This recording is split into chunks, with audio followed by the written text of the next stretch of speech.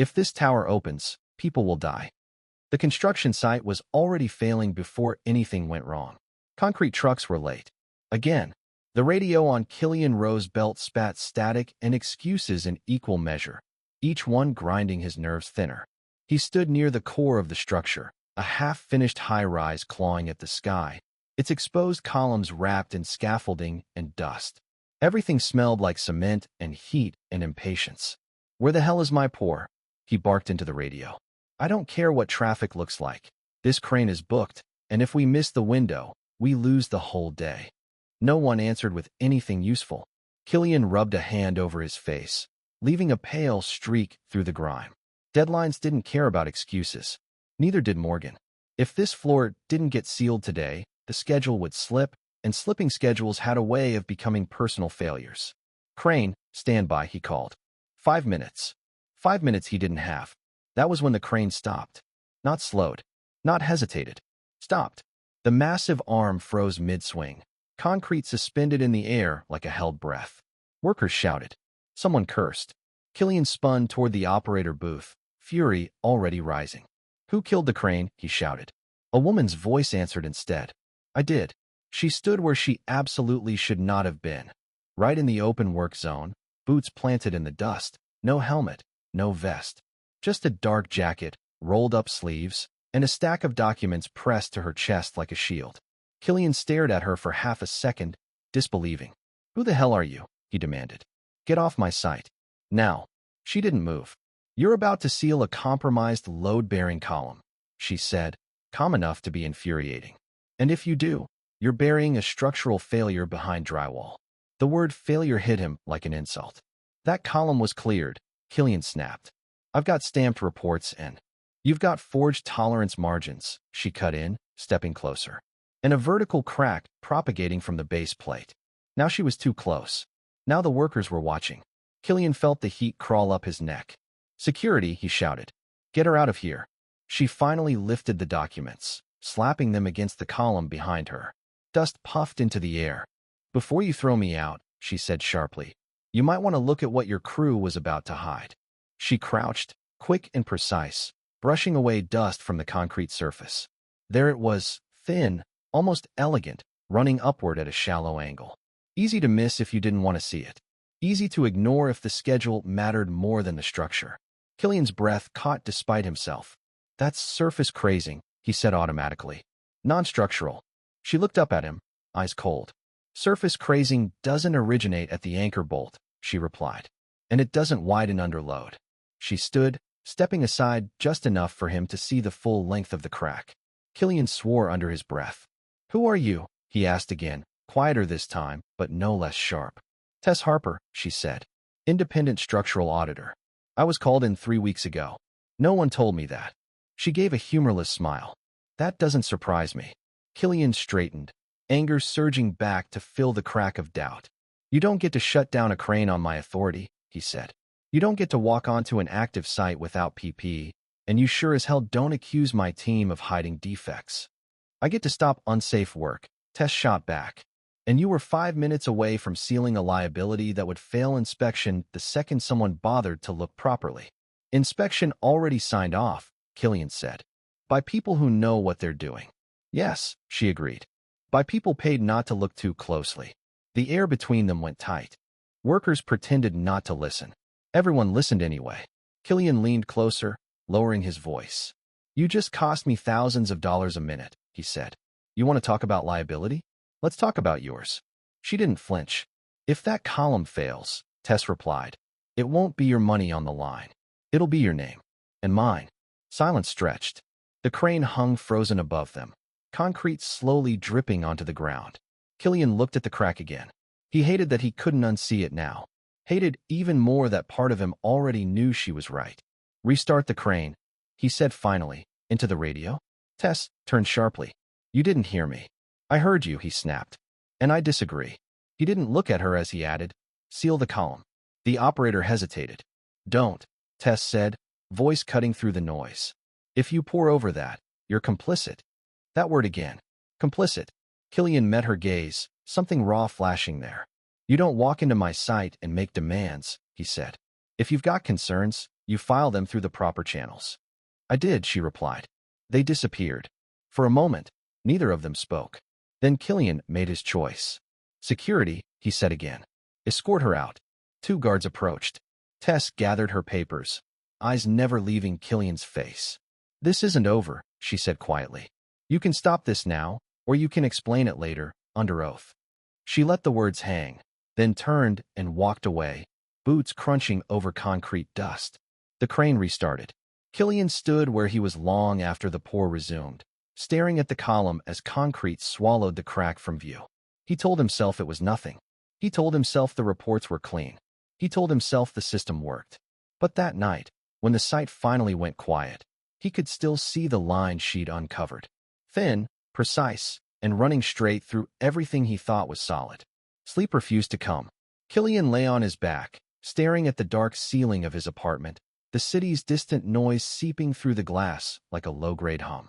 Every time he closed his eyes, he saw the same thing. A thin fracture line, pale against gray concrete, vanishing under a fresh pour. Surface crazing, he told himself. Non-structural. The words felt hollow now. He rolled onto his side, checked the time. 2:17 a.m. The reports were clean. They had always been clean. He trusted the system because the system had never failed him before. That trust was the reason he'd climbed from junior site supervisor to project lead without burning bridges or making enemies. And yet, he sat up, ran a hand through his hair, and reached for his phone before he could talk himself out of it. Her card had been shoved into his pocket by a junior engineer during the chaos, probably forgotten in the rush to restart work. He hadn't meant to keep it. He hadn't meant to memorize the name. Tess Harper. The phone rang longer than he expected. He almost hung up. Harper, she answered. No greeting. Just her name, sharp and alert. It's Killian Rowe, he said. From the site. A pause. He imagined her deciding whether to hang up. I remember, she said. If this is about today, I've already filed. I know, he cut in. This isn't that. Silence again. He chose his words carefully. Can you come to the site, he said, tonight? A breath on the line. No. I haven't finished, he replied. No management. No crew. Just us. You, your measurements, and the column. You already buried it, she said flatly. Not entirely, he answered. We sealed the surface. The load's still accessible from the sublevel. Another pause. Longer this time. And why? Tess asked. Would I trust you?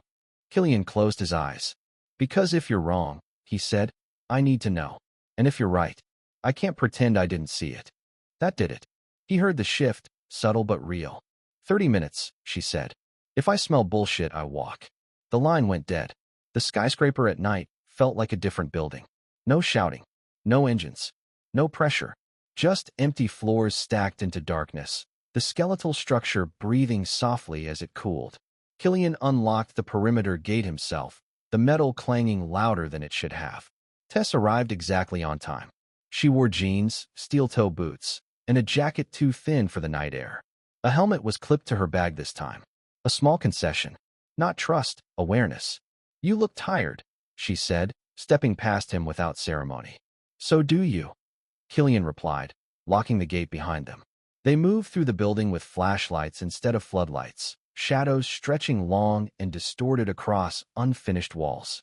Their footsteps echoed, too loud in the silence. No audience, Tess said quietly. That helps. You wanted privacy, he said. I wanted honesty, she corrected.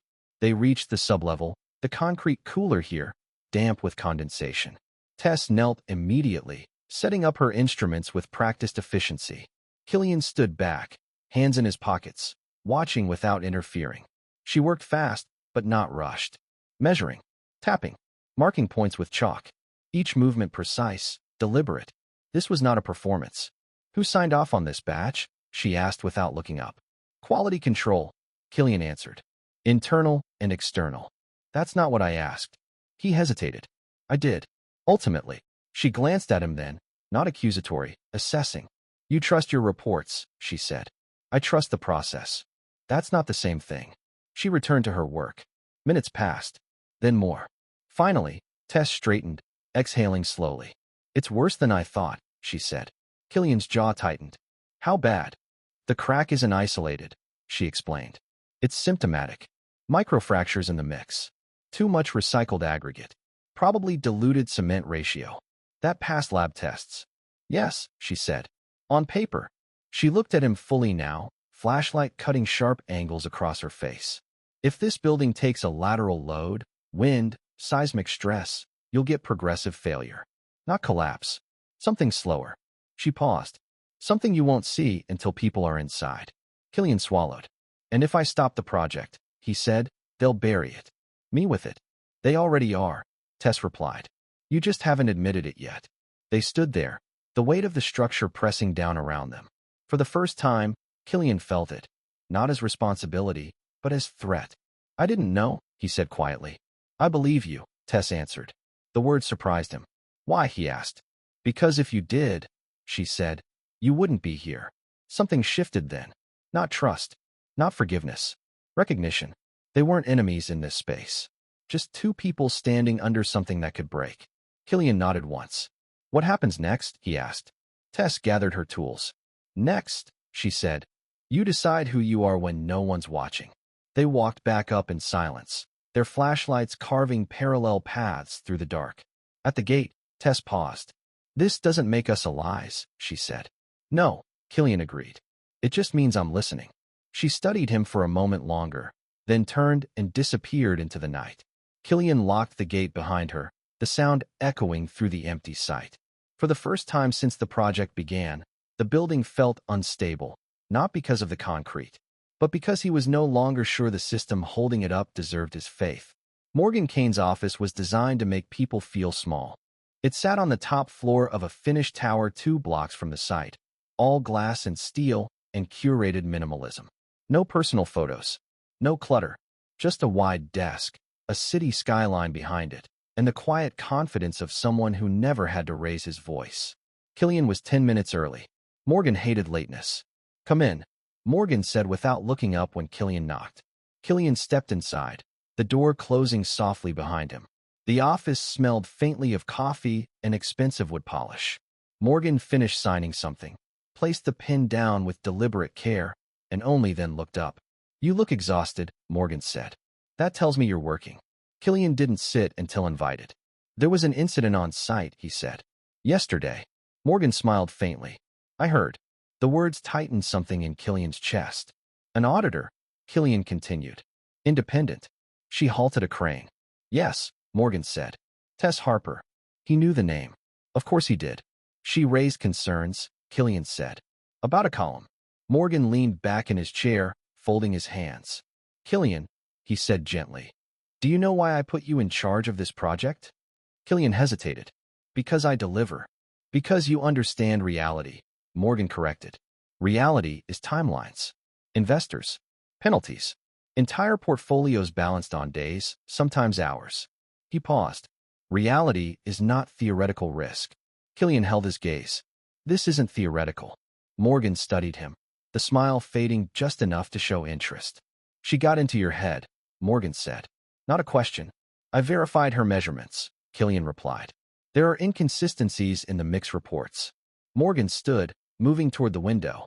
The city stretched endlessly below them. Do you know how many reports cross my desk every week? Morgan asked. Hundreds.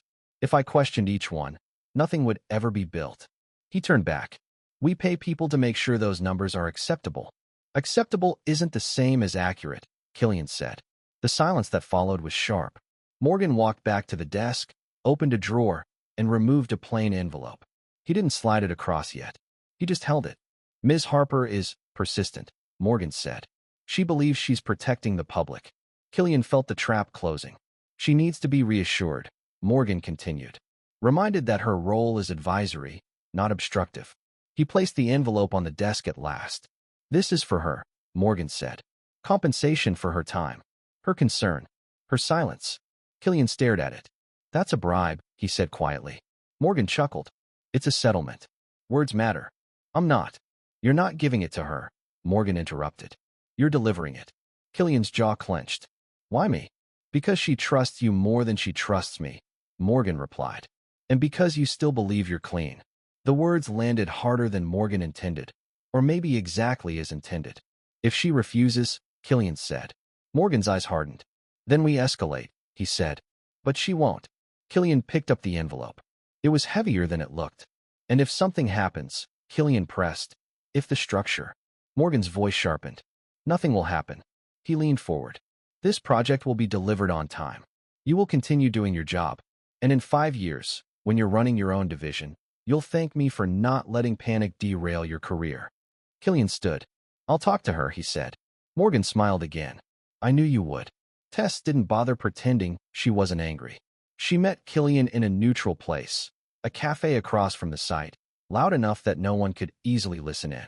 She arrived already standing, coffee untouched. You have 3 minutes, she said. Then I leave. Killian didn't sit. He placed the envelope on the table between them. Her eyes dropped to it, then snapped back up. You came to finish the job, she said. Good to know. It's not what you think, Killian replied. She laughed, sharp and bitter. It's exactly what I think. Just hear me out. No, Tess said, pushing the envelope back toward him. You don't get to pretend this is a misunderstanding. This is the system correcting itself. You don't know what's in. I know exactly what's in it, she cut in. And I know what it means that you brought it. Killian swallowed.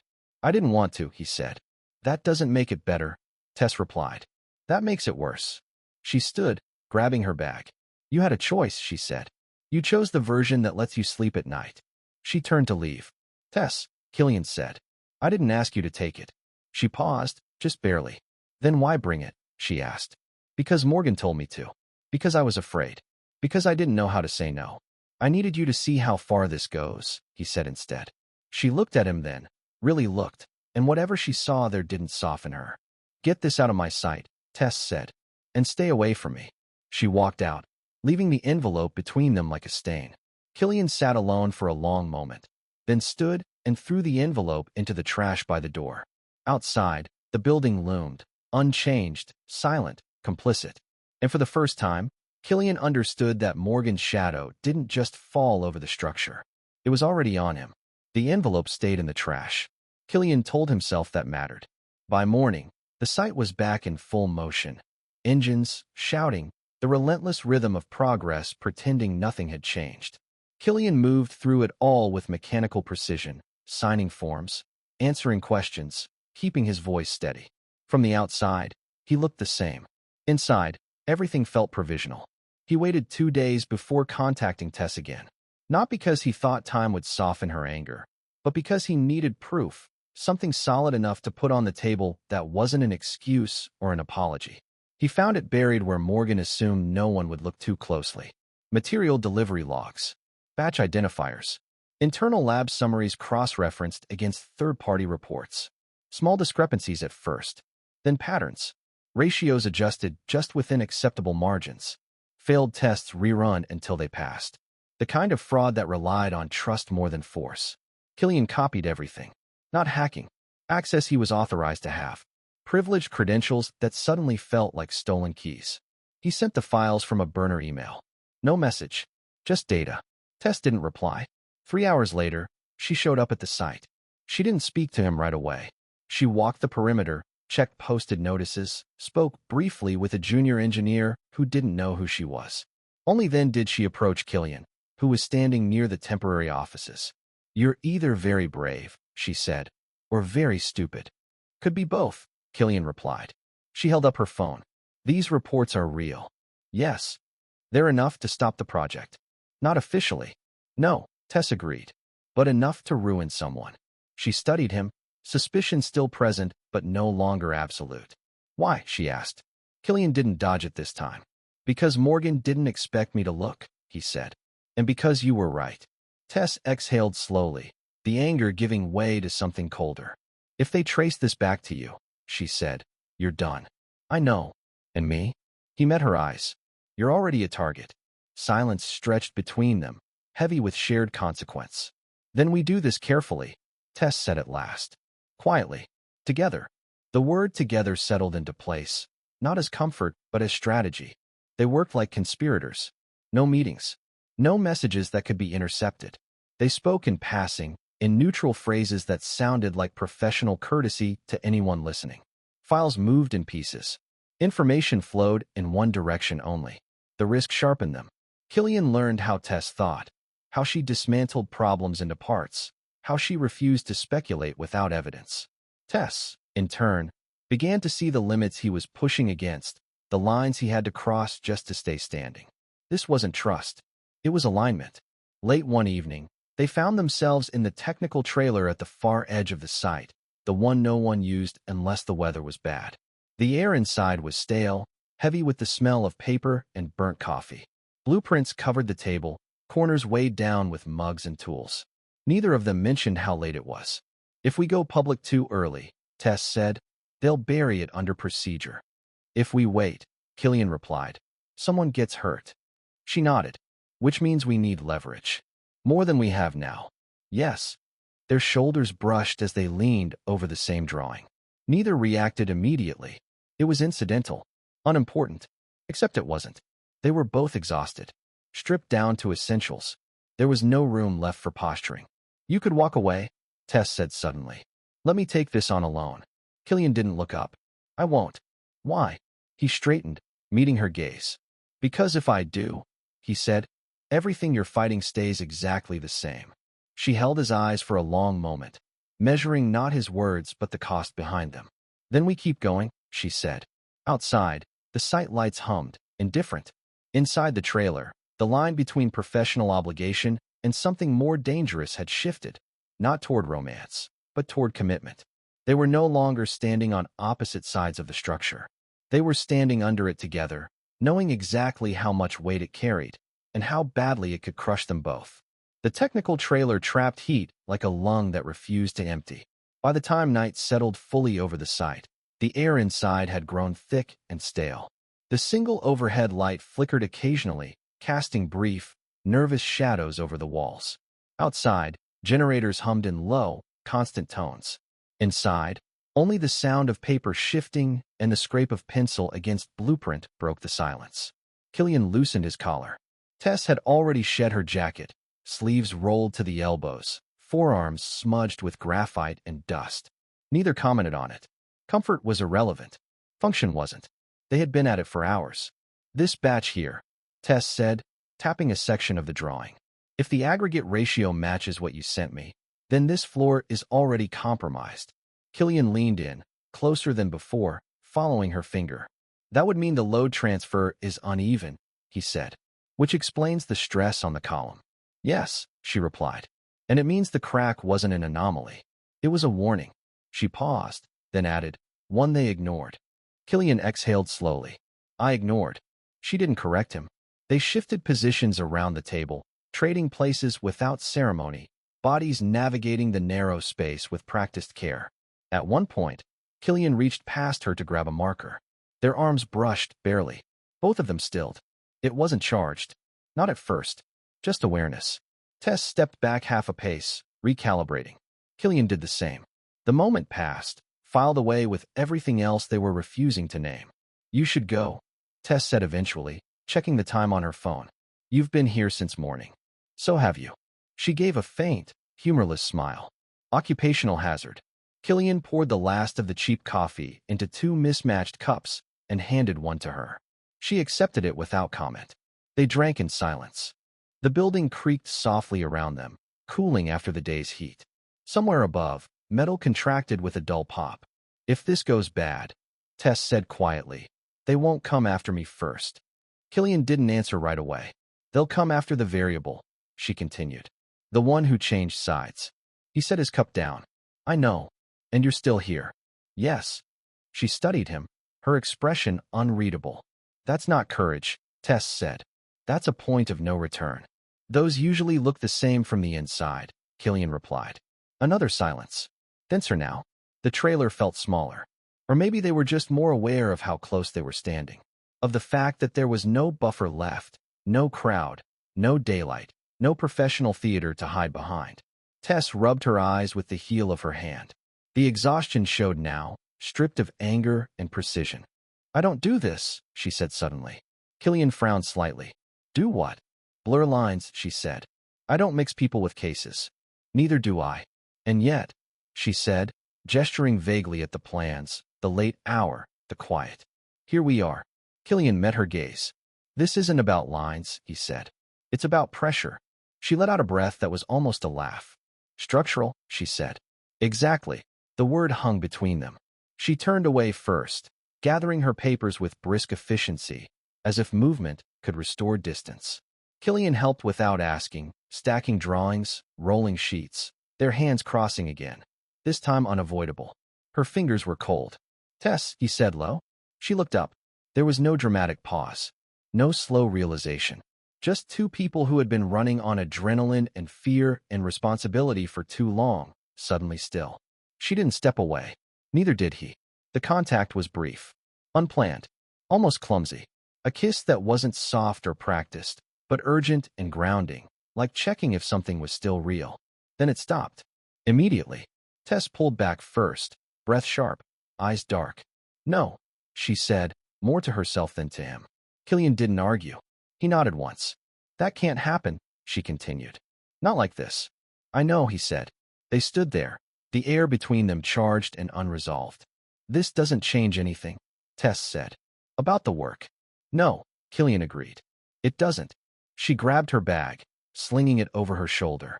This was a mistake, she said, already moving toward the door.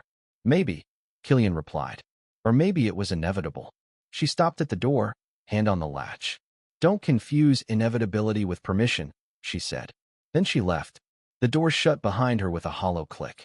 Killian remained where he was, the trailer suddenly too quiet, too empty. The blueprints lay where they'd left them, the evidence unchanged, the danger still very real. Nothing had been resolved, but something fundamental had shifted. They weren't just aligned anymore. They were compromised. Morgan didn't summon Killian right away. That was the first sign something had changed. 2 days passed without a call, without an email marked urgent, without the usual clipped updates routed through assistants. On the surface, nothing was wrong. The site ran. Deliveries arrived. Paperwork flowed. Underneath, everything tightened. Killian noticed it in small things first. A security guard who lingered too long near the technical trailer. An access log request that came back flagged for review. A quality control manager who stopped meeting his eyes. The system was looking at him. The call finally came late in the afternoon. Mr. Kane would like to see you, the assistant said. Not when. Not if. Just would. Killian didn't argue. Morgan's office looked exactly the same as it always had. Same clean desk. Same skyline. Same sense that nothing bad ever happened here unless Morgan decided it should. You've been busy, Morgan said pleasantly as Killian stepped inside. Killian remained standing. Doing my job. Have you? Morgan replied. He tapped a folder on the desk. Thick. Organized. Heavy. Sit, Morgan said. Killian sat. Morgan opened the folder with deliberate calm. Inside were documents Killian recognized immediately. Material acceptance forms. Delivery confirmations. Compliance sign-offs. His signature. Again and again. You trusted the system, Morgan said, almost kindly. You signed what was put in front of you. You didn't inspect every batch. You didn't question every report. Killian felt his pulse thicken in his ears. That's how delegation works, he said. That's how liability works, Morgan corrected. He slid one document forward. Non-compliant aggregate, Morgan said. Rejected internally. Logged as acceptable externally. Another page. Adjusted ratios. Another. Your authorization. Killian didn't touch the papers. If that building fails, Morgan continued, even partially, the investigation won't start with me. He leaned forward. It will start with the site manager who signed off on the materials. The word prison wasn't spoken. It didn't need to be. Killian felt something hollow open in his chest. You knew, he said quietly. Morgan smiled. I suspected. He closed the folder. Here's what happens next, Morgan said. You stop feeding information to Ms. Harper. You stop entertaining her concerns. And she stops asking inconvenient questions. And if she doesn't, Killian said. Morgan's eyes hardened. Then you convince her. Killian stood abruptly. No, he said. Morgan didn't raise his voice. You don't have the luxury of no, he said. You have a signature problem. I'm offering you a solution. Killian's hands curled into fists at his sides.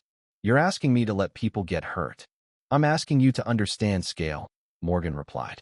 One compromised column versus hundreds of livelihoods. Yours included. Killian laughed once, short and broken. You think this ends with her, he said. It won't. Morgan stood as well. This ends exactly where I decide it does, he said. You have 48 hours. Killian didn't go back to the site. He drove until the city blurred, then stopped in an empty parking lot and sat in the car with the engine off, hands on the steering wheel, staring at nothing. 48 hours. If he kept helping Tess, Morgan would destroy him. Legally, professionally, completely. If he stopped, the building would go up. People would move in. And one day, something would fail. He pulled out his phone.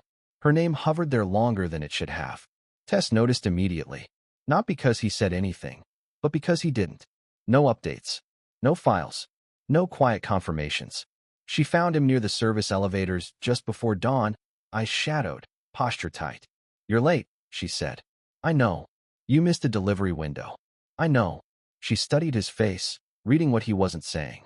"They got to you," she said. Killian looked away. "They showed me what happens if I don't stop," he said. "What happens to me?" Tess's jaw tightened. "So that's it," she said. "You disappear." "I'm trying to survive," Killian snapped. "You think prison helps anyone?" The words landed between them, ugly and raw. Tess took a step back, as if struck. "Now I see it," she said quietly. "See what?" "The line," she replied. "The one you won't cross." Killian reached for her arm. She pulled away. "They can ruin me," he said. "They already can. I just didn't know it." "And what about the people in that building?" Tess shot back. "Do they get a choice?" Silence. Killian had no answer that didn't damn him. "I can't do this," he said finally. "Not like this." Tess nodded once, slow and controlled. "Then we're done," she said. She turned and walked away. The next 24 hours were a slow-motion collapse. They worked the same site in a vacuum, moving through the dust like ghosts. Aligned in knowledge, divided by fear. Killian felt the clock ticking, the final day of Morgan's ultimatum pressing against his ribs like a structural load. And Morgan watched it all from above, patient and certain, knowing exactly which cracks to press until something gave. The silence wasn't the absence of noise. Construction never allowed that, but the absence of connection. It was a countdown without a clock. Killian and Tess moved through the same space like parallel lines, close enough to feel the tension, too far apart to touch it. They didn't speak. They didn't exchange glances. They communicated only through necessity, filtered by other people, other channels. If a measurement was needed, Tess requested it formally. If access was required, Killian authorized it without comment. Their names appeared on the same documents. Their decisions intersected, but the human line between them remained severed. This was worse than open conflict. Killian felt it in the way his body stayed coiled, braced for an impact that never came. He slept in fragments. Ate when reminded. Every signature felt heavier now. Every approval a quiet act of violence against his own conscience. He watched Tess from a distance. She worked with ruthless efficiency, stripping her presence of anything unnecessary. No wasted motion. No idle conversation. She had built walls where there had once been a narrow, dangerous opening. She didn't look at him. That hurt more than her anger ever had. Morgan's pressure became subtler. No threats. No reminders. Just expectation. An email here, marked "Please confirm." A meeting scheduled where Killian's agreement was assumed, not requested. Security reports that arrived already summarized. The system had decided he was compliant again. Killian hated how easy it was to let that happen. By noon the following day, the fatigue finally hit. Tess was inspecting the upper floors when she almost slipped. A split-second lapse caused by a misaligned barrier and a patch of unsecured rebar. Nothing dramatic, just a reminder that exhaustion was now as dangerous as the structure itself. She caught herself before she fell. Killian saw it from across the floor. He crossed the distance without thinking, grabbing her arm, steadying her before gravity could finish the job. For a fraction of a second, they were close again. Too close. Tess pulled free immediately. "Don't," she said. "I wasn't." "Don't," she repeated, harder this time. Killian stepped back, hands raised in surrender. "Fine," he said. "I'm sorry." She looked at him then, not with anger, but with something colder. "I trusted you," she said quietly. The words cut deeper than any accusation. Then she walked away. That night, Killian sat alone in his apartment, documents spread across the table like evidence at a trial. He didn't need to read them again. He already knew them by heart. The 48-hour window was closing fast. Morgan hadn't followed up because he didn't need to. The silence from the site was all the confirmation he required. Killian had seemingly fallen back into line. A perfect, quiet cog in the machine. He thought of the column, of the crack hidden under layers of concrete and silence, of how easy it was to pretend it didn't exist once it was out of sight. The phone vibrated on the table. Unknown number. He hesitated, then answered. "Row," he said. A voice spoke on the other end, smooth and professional. "Ms. Harper has been asking questions again," the voice said. "Questions that create complications." Killian's grip tightened until his knuckles turned white. "I'm handling it," he said, forcing his voice to remain steady. "She's stubborn, but she's not stupid. If you move too fast, you'll just prove her right. Give me the rest of the window to shut her down." A pause. "It could be," the voice replied. "If she doesn't understand when to stop." The line went dead. Killian stared at the phone, cold spreading through his chest. Tess noticed the surveillance the next day. A car parked across from her apartment 2 nights in a row. A man who didn't pretend to browse when she exited a cafe. An email forwarded to the wrong recipient, then quickly recalled. She'd seen this pattern before. Intimidation didn't start loud. It started plausible. She didn't tell Killian. Not because she didn't think he'd care, but because she didn't trust what he'd do with the information. That realization hurt more than the threat itself. By the end of the week, the building felt different. Not physically. Structurally, it was the same. But the weight had shifted. Killian understood now that fear wasn't a moment. It was a condition. One that slowly rewrote your limits until compromise felt like survival. He also understood something else. If Morgan decided to escalate, to Tess, to her family, to anyone outside the site, then silence would no longer be a neutral choice. It would be a weapon. Killian stood on the unfinished top floor at sunset, watching the city ignite with light, the wind tugging at his jacket. Below him, people moved through their lives unaware of what was being built above their heads. He closed his eyes. The line he hadn't crossed yet was still there, but it was thinning. The call came at night. Killian was still awake, sitting on the edge of his bed, fully dressed, as if sleep had officially given up on him. The city outside his window was quiet in the way only very late hours could manage. Lights on, voices gone. His phone buzzed. This time, he recognized the number. "Tess," he answered immediately. Her voice was steady. Too steady. "They know where my mother lives," she said. The words landed without drama, which made them worse. "What did they do?" Killian asked. "Nothing yet," she replied. "That's the point." Killian stood. "Where are you?" "Near the site," she said. "I didn't want to go home." "I'm coming," he said. "No," Tess replied. "You shouldn't." "I am," he repeated, already grabbing his jacket. She was standing near the temporary fencing, phone in hand, eyes scanning the dark street. When she saw him, something in her posture loosened despite herself. "Talk," Killian said. "They didn't threaten me directly," Tess said. "They don't need to. They let me notice them. That's how this works." Killian's jaw tightened. "This is because of me," he said. "This is because of Morgan," she corrected. "But yes, you're part of it now." "I won't let them touch you," Killian said. She looked at him sharply. "You don't have that power." "Then I'll take it." They stood there, the site looming behind them, unfinished, exposed, vulnerable. "They're pushing you," Tess said. "They want you to fold completely." Killian nodded. "They already think I have." She studied him, wary. "What does that mean?" "It means they stopped watching me closely," he replied. "Which means I still have access." Tess inhaled slowly. "That's not a plan. That's desperation." "It's commitment," Killian said. She looked away, toward the dark skeleton of the building. "I can't ask you to do this," she said. "Not after everything." "You're not asking," Killian replied. "I'm choosing." He reached for her, but she was already moving, her mind working through the liability. "If they're at her house, they're watching my apartment," she said, her voice hard as flint. "I'm not a victim, Killian. I'm a witness. We don't just hide. We get the rest of the data tonight while they think I'm paralyzed by the threat." Killian looked at her, seeing the steel he'd first met on the crane deck. "The sublevel," he said. "The old service core. We go in through the back." "Where?" "The sublevel. The old service core. No cameras. No guards this time of night." She hesitated only a second. "Okay," she said. They moved fast. Through gaps in the fence. Down service stairs lit only by emergency strips. The building echoed around them, every sound amplified. Killian knew the patterns. Where security passed, where they didn't bother. They reached the lower floors and kept going. This wasn't like the first night.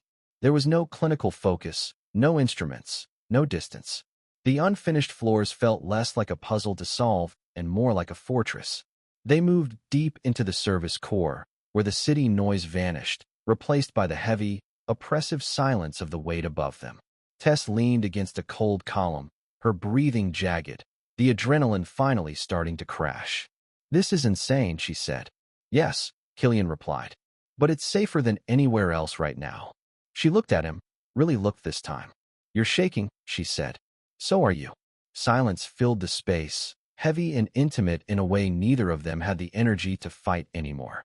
"If they come after my family," Tess said quietly, "I won't forgive myself." "If they come after you," Killian replied, "I won't forgive myself." Their eyes held. This time, the contact wasn't sudden. It wasn't clumsy. It was inevitable. They kissed with the knowledge of what it meant, that there would be no going back, no clean exit. It wasn't about escape or comfort. It was about recognition. When they broke apart, Tess rested her forehead against his. "We're not surviving this unchanged," she said. "No," Killian agreed. "But we're surviving it together." They stayed there through the night, the building around them unfinished and dangerous, holding each other not as a promise of safety, but as a decision. By morning, the line between fear and action had disappeared. Morgan had forced their hand, and Killian no longer cared what it cost him. Night fell like a blanket, thick and suffocating. Killian moved through the shadows with the certainty of someone who had memorized every corner of the building. No crane lights, no crew, only the skeletal structure and the faint hum of distant traffic. Tess followed close behind, carrying a laptop bag and a small folder stuffed with documents. Every step was deliberate, measured, cautious. They didn't speak. The silence was strategic, a shield against alert eyes and Morgan's pervasive reach. The target was the archive. Rows of cabinets, each containing years of purchase orders, structural reports, and internal memos. Proof. Evidence that the corruption ran through every layer. Subcontractor manipulations, falsified cement ratios, ignored safety inspections. Killian swiped the access card he had kept hidden for weeks. "It still works," he whispered. Tess nodded, voice equally low. "We have 20 minutes before the night guard does his rounds," she said. They moved quickly. Cabinets opened, files extracted. Killian pulled open the heavy steel drawers, the metal screeching in the silence. Morgan could wipe a server in seconds, but he couldn't erase a signed physical manifest. While Killian pulled the original material logs, Tess used a high-speed portable scanner, her hands steady as she captured every forged signature in high resolution, ensuring the physical proof was backed up before they moved. Every drawer slammed shut felt like a gunshot in the stillness. Footsteps echoed from the upper floors. "Security?" Tess asked. Killian shook his head. "Patrol. Stay calm." They pressed against the walls, shadows stretching unnaturally under the harsh construction lights above. The footsteps passed, only a faint thump of boots fading. Minutes felt like hours. By the time they finished copying the critical files, the archive looked untouched. Their intrusion left no trace beyond a thin layer of dust disturbed on the floor. But Morgan's reach was everywhere. As they exited the archive, a silent alert Killian hadn't accounted for finally tripped. Tess froze as the red status light on the door frame began to pulse. "They know," she whispered. At the far end of the corridor, 2 uniformed guards rounded the corner. They weren't patrolling. They were responding to a silent breach notification. "Move," Killian hissed, shoving the files deeper into his jacket. "They're not here to talk." Killian's heart thumped, but his expression remained controlled. "Split?" he asked. "No," Tess said. Together, they moved down service corridors, choosing paths Morgan wouldn't anticipate. Stairs to the emergency exit. Broken floodlights casting fragmented shadows. Every metallic clang of rebar echoed like a gunshot. The guards pursued, their boots heavy on the metal grating. Killian didn't have a master plan. He had adrenaline and a frantic, raw knowledge of the service shafts.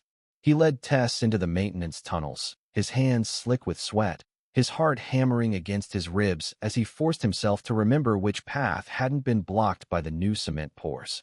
The city above was visible only through occasional grates, a reminder of the world outside and the danger they'd invited. Somewhere along the path, Tess stopped. "They'll lock this place down if we don't move fast," she said. "Then we move faster," Killian replied. They emerged onto the roof of the lower service block. Wind shredded Tessa's hair, carrying the scent of fresh concrete and night rain. Below, the main construction site stretched like a lit skeleton, the crane still, the noise gone. Killian scanned the perimeter. "We cross over there," he said, pointing toward a scaffolding bridge. The metal creaked under their weight, each step precarious. One slip, one loud noise, and they'd be trapped. Halfway across, Tess stumbled. Killian's arm shot out, grabbing her wrist, anchoring her to the frame. "Steady," he whispered. She nodded, breath sharp. They reached the opposite side. Below, shadows moved. Security. Too late to intercept. They were above, beyond, unseen. Once on the ground, Tess immediately contacted their allies. "Legal team and press are on standby," she said, voice urgent. Killian exhaled for the first time that night. His body still thrummed with adrenaline. "You did it," Tess said. "No," Killian corrected. "We did it." Their eyes met. No kisses, no words of comfort. Just recognition. Survival in synchronicity. The files were safe. The proof was out. But the danger wasn't over. Morgan's network was massive. Every exit could be monitored. Every step outside the site could be tracked. They didn't celebrate. They moved silently into waiting vehicles, disappearing into the streets like shadows themselves, carrying knowledge that could bring the entire empire down, or end them. By the time the city realized the files were gone, Killian and Tess were already ghosts. The night left them exhausted, battered, but aligned. For the first time, they were not hiding from each other. They were facing the enemy together. And now there was no turning back. Dawn arrived slowly over the city. Killian and Tess stood outside the halted construction site, the skeletal towers of steel and concrete catching the pale sunlight. The site that had once threatened collapse now seemed suspended in time, frozen mid-stride, a monument to greed interrupted. The air was crisp, tinged with dust and morning moisture. The chaos of the night before felt distant, surreal. They didn't speak immediately. Words were unnecessary. Their silence held the weight of everything they had survived. Morgan Kane was already under investigation. The files they had taken had been distributed to regulators, press outlets, and legal teams. Every corner of his empire was being examined. Killian had lost his license, his career in ruins by the letter of the law, though morally intact. The compromise, the fear, the silent complicity, they were gone. Only the truth remained. Tess watched him from the edge of the street. His posture was stiff, but the tension had eased. For the first time in weeks, she saw the man beneath the stress and compromise, the man who had risked everything for integrity, for her, for what was right. "You okay?" she asked. Killian smiled faintly, a small, honest curve of lips. "I'm free," he said, "and somehow I don't regret it." Tess nodded, letting the words sink in. "I didn't think we'd make it out in one piece," she said. He shrugged. "Neither did I. But here we are." Their hands brushed, not out of fear, not out of adrenaline, but as a quiet acknowledgement. A choice made together, without coercion, without obligation.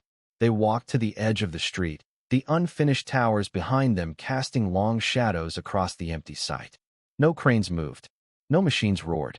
The city beyond carried on, indifferent, as if it had barely noticed the battle that had been fought in its midst. Killian glanced back at the structure, the building that had been their battlefield and their crucible. "It's strange," he said. "All that work, frozen." "Sometimes," Tess replied. "Frozen is the only way to save it." He smiled faintly. "And us?" She looked at him steadily. "We're standing. Together."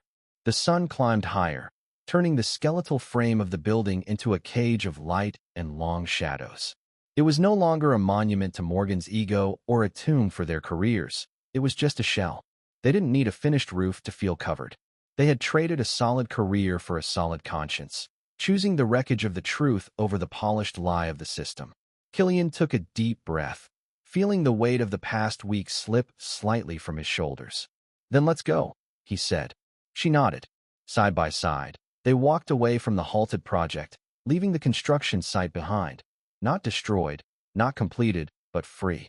The files they had rescued would change the system. People would be held accountable. Lawsuits would follow. Morgan Kane would face the consequences of years of manipulation. And Killian and Tess? They had lost their past professional identities, but gained something far more lasting. Trust forged in fire, and freedom earned in defiance. No lights, no applause, just the city waking around them, the streets empty enough to make every step their own.